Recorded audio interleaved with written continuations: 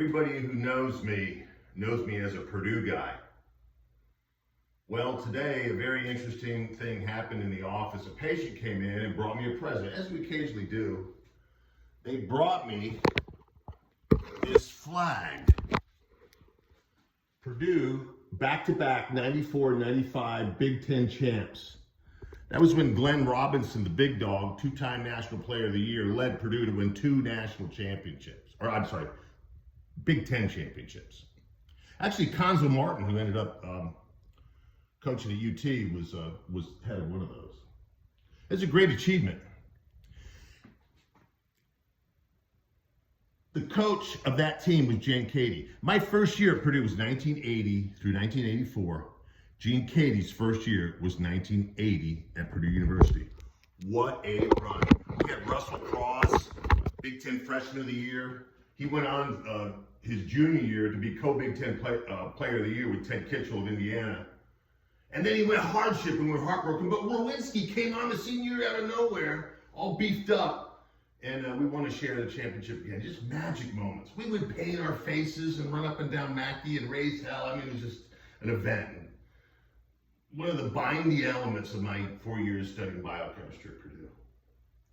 And Gene Cady coached, and we loved him. Old school, he was a football wrestling coach out of Western Kentucky. Not polished, not Purdue family, but we loved him. He was a common man, approachable and wonderful. When they won the back-to-back championships, they called it the repeat. And now we were going for the third. They were going to make t-shirts where Purdue's going for the three-peat. They couldn't do it because Pat Riley and the Lakers copyrighted it. He stole the three-peat. Those wily Purdue students, what did they do? They got the Purdue Pete. They superimposed it 3 times. They called it 3-Pete, P-E-T-E instead of P-E-A-T. They got around the copyright. They're Purdue boys. You got to watch them. They're clever. So here, hearkening to that, here's my brother-in-law, Paul Clementi, and I, on the back of my second twin-engine boat. My first one was old gold and black. We call it the Boilermaker. You can't see it, but they're superimposed, and we called this second one the Boilermaker Repeat, and we hearkened to the Big Ten championship. Paul's a veterinarian, a formative influence in my life, and he's a Purdue guy, and there I am, 2 Purdue grads on the back of the Boilermaker Repeat at the Vol Navy.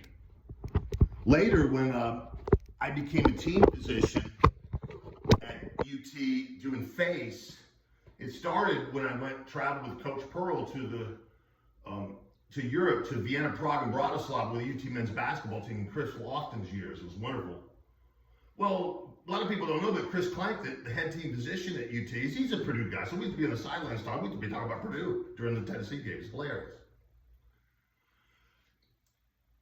Cady was everywhere. I remember well my dear late friend, John Seifert. He would visit me and we would go up to the Purdue games together. And John was a wheel. He and Forrest Farmer were the #1 and #2 donors to the Purdue athletics department. In fact, Purdue traditionally wasn't lit. It wasn't a lit stadium until John forked out a check with Forrest, and they literally paid out of their own pockets to light the stadium. These guys were wheels. John was my dear friend. He gave the eulogy of the funeral. It was one of the hardest things I did ever, that and my nephew Richie's eulogies. I loved him. He was a dear friend and a rabid Purdue fan. Well, John had set us up to get skybox seats in the president's suite for the Purdue-Ohio State game. Purdue wasn't even ranked. They didn't have a chance. Ohio State rolls in there at #1. There was this young man named Tyler Trent. Tyler Trent was a student at Purdue, and he was a big Purdue fan, but he was stricken with a malignancy. And he had to leave school because he was so sick. Coach Braun, the coach at the time for Purdue, they were going through a rough stretch, and he was going early to his office in the morning. And here's this kid, scrawny kid, covered in blanket, a cold fall day at Purdue. And he sees me, he thought maybe he's sick or something. He says, "Hey, what's up, buddy?" He goes, "I'm waiting for you to get tickets." "Well, why don't you have tickets?" "Well, I'm not a student anymore, so I can get tickets. So I want to get here, I'll have tickets." Ron sits down and here's a kid's story, how he had to leave school because of cancer, still a Purdue fan, still battling. He brings him in to talk to the team and says, "You think you got problems? Listen to this guy." They They were so moved by Tyler that they made Tyler the captain of the football team. They even made towels.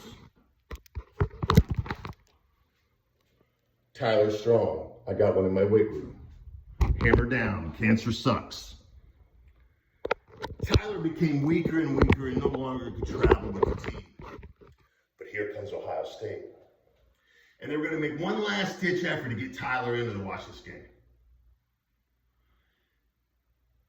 Before the game, the ABC network got wind of this and went to interview Tyler. And the kid's terminally ill with cancer.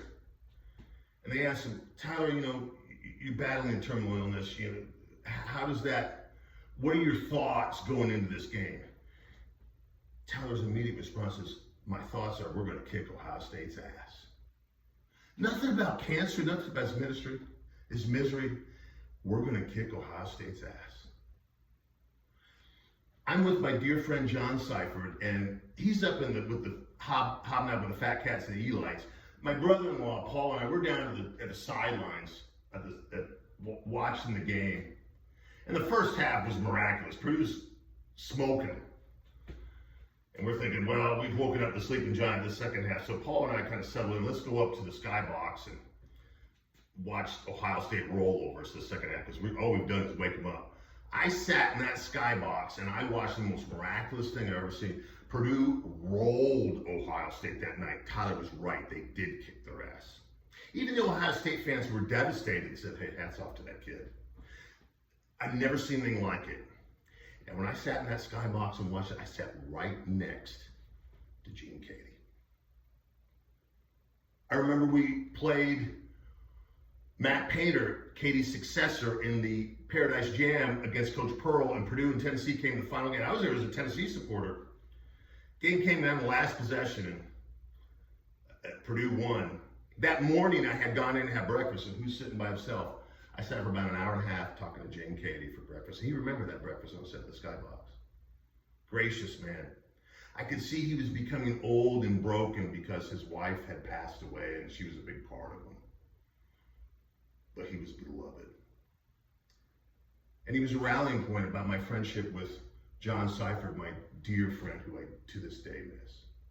And my friendship with Paul, my brother-in-law, who was the first person in my family after he married my sister Susan to get a college degree, and became the second.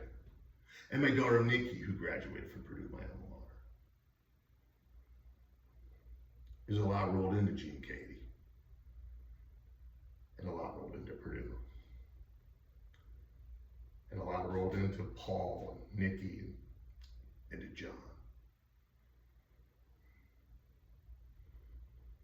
Purdue to me is not a university. Purdue is family.